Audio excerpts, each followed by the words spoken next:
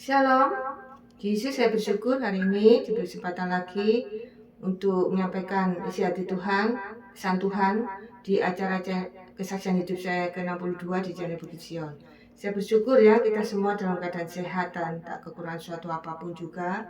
Semua ini karena anugerahnya yang besar dalam hidup kita, amin. Saya akan berdoa terlebih dahulu. Bapa yang baik dalam nama Yesus, Bapa di surga, hamba menyerahkan acara ini dari awal sampai akhir dalam pimpinan Roh Kudus-Mu. Terima kasih ya Bapa, haleluya, amin. Di kesempatan yang indah ini ya, saya akan menyampaikan satu tema saja, yaitu lawan dari kesetiaan pada Tuhan Yesus, yaitu pengkhianatan pada Tuhan Yesus. Ya, jadi kita belajar dari kisah Yudas Iskariot yang mengkhianati Tuhan Yesus. Karena Yudas Iskariot tidak menjaga kesetiaannya pada Tuhan Yesus ya. Jadi kita belajar, kita harus setiap saat, setiap waktu belajar menjaga kesetiaan kita. Sehingga hati dan pikiran kita tidak disusupi oleh iblis untuk mengkhianati Tuhan Yesus. Ya, bahkan mengkhianati sesama kita. Ini pesan Tuhan hari ini. Pengkhianatan itu fatal akibatnya karena tidak bisa ditarik kembali. Ya, dari kisah Yudas Iskariot ini Tuhan Yesus kehilangan kehormatannya, harga dirinya, masa depannya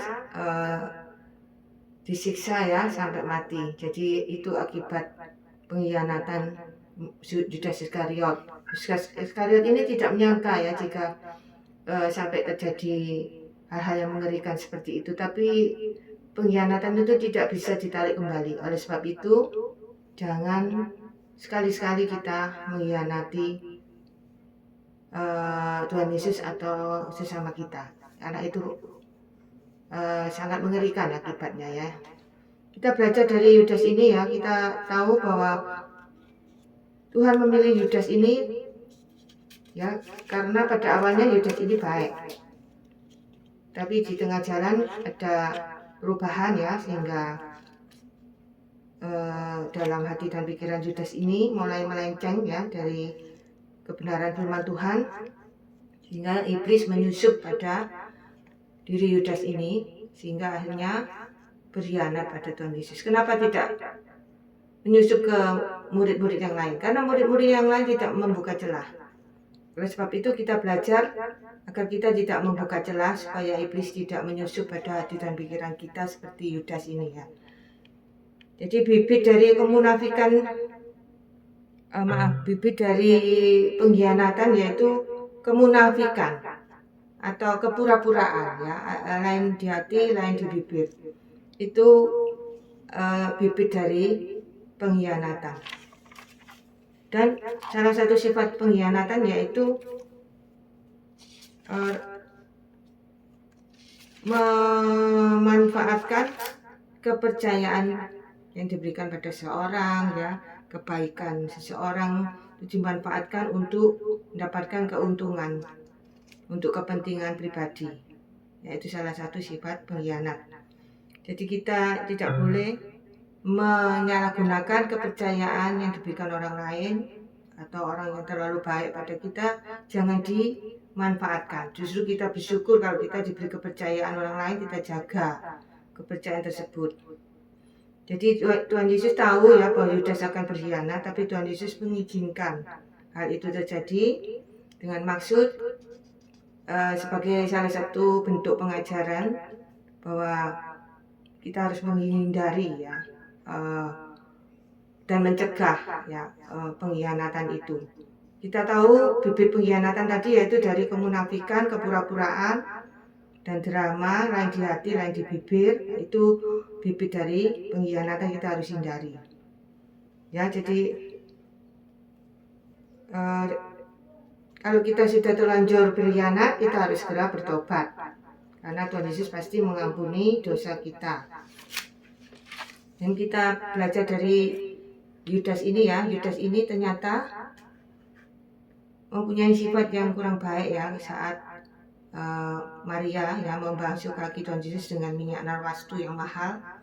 Yudas itu tidak senang ya dengan kejadian tersebut. Itu dapat kita lihat di Matius ya, 14 ayat 4 dan 5, dan juga di Yohanes 12 ayat 4 dan 6. Ya, di situ Yudas terlihat ya hatinya yang iri ya, melihat Maria memboros-boroskan, dianggap memboroskan uang ya, lebih baik minyak yang mahal itu dijual dan uangnya untuk membantu fakir miskin. Itu seolah-olah statement yang bagus, statement yang hebat, tetapi di balik statement itu ternyata ada maksud lain ya, motif lain. Dan Tuhan mengetahui hal itu. Dan Tuhan langsung menegur Yudas saat itu juga. Kenapa kamu menyusahkan perempuan ini? Jadi Tuhan Yesus itu Maha tahu. Ya, jadi Tuhan tahu isi hati semua orang, termasuk Yudas ini. Dan Tuhan mengizinkan ya Yudas mengkhianati dirinya, karena supaya genap ya janji Tuhan bahwa Tuhan akan menyelamatkan manusia dengan cara disalibkan. Jadi Tuhan mengizinkan Yudas mengkhianati Tuhan Yesus ini, sehingga akhirnya Tuhan Yesus disalibkan. Bukan berarti Yudas ini seorang pahlawan ya, sehingga kalau bukan gara-gara Yudas Tuhan tidak disalibkan, bukan ya. Jadi semua yang terjadi itu atas kehendak Tuhan, bukan karena jasanya Yudas ya. Tidak ada yang terjadi dalam dunia ini tanpa seizin dan kehendak Tuhan dan atas perintah Tuhan, atas rencana Tuhan. Tidak ada sesuatu pun yang bisa terjadi ya. Semua diatur oleh Tuhan dengan sempurna. Jadi kita belajar ya dari Yudas ini. Jadi kita harus menjaga ya kesetiaan kita. Jangan sampai kita membuka celah. Tapi kita harus ingat ya bahwa salah satu penyebab pengkhianatan tadi kan kemunafikan ya, kepura-puraan dan sandiwara, drama tadi ya. Itu sebenarnya itu cinta akan uang, hamba uang. Jadi kemunafikan terus kepura-puraan yang bibit dari pengkhianatan tadi itu sebenarnya itu akarnya itu dari cinta akan uang ya. Jadi benar ya yang dikatakan dalam Alkitab bahwa kita tidak boleh menjadi hamba uang, hamba terikat oleh uang ya. Kita boleh bekerja cari uang itu bagus, tapi jangan menjadi hamba uang.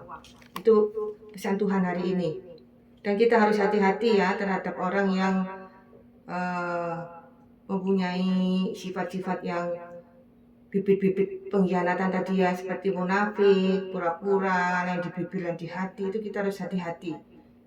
Meskipun orang itu kelihatan baik pada kita ya, berempati pada kita, kita harus tetap hati-hati ya. Kadang-kadang itu mempunyai motif lain ya, mendekati kita, membaiki kita. Itu ada udang di balik batu. Bukan kita negatif thinking ya, tapi kita harus berhikmat.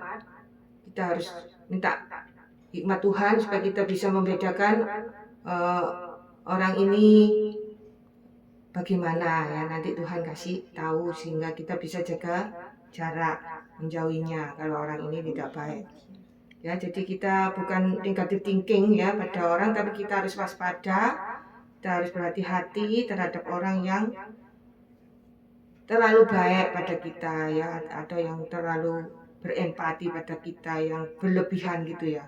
Itu harus kita waspadai karena ada motif lain ya. Kita belajar.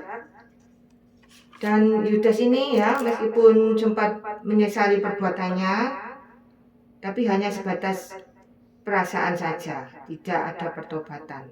Kita lihat di Alkitab ya, kita belajar dari Alkitab sehingga tidak salah menceritakan tentang Yudas ini. Jadi Yudas ini tepat menyesal ya telah menjual Tuhan Yesus, tapi hanya sebatas sampai di penyesalan saja, bukan pertobatan. Jadi penyesalan itu harus disertai pertobatan. Dan pasti kalau kita menyesal dan bertobat, kita pasti diampuni oleh Tuhan. Ini pesan Tuhan hari ini. Jadi jangan berhenti sampai di penyesalan saja. Ya, itulah pesan Tuhan hari ini. Saya akhiri sampai di sini. Sampai ketemu di acara selanjutnya. Tuhan Yesus memberkati kita semua. Amin.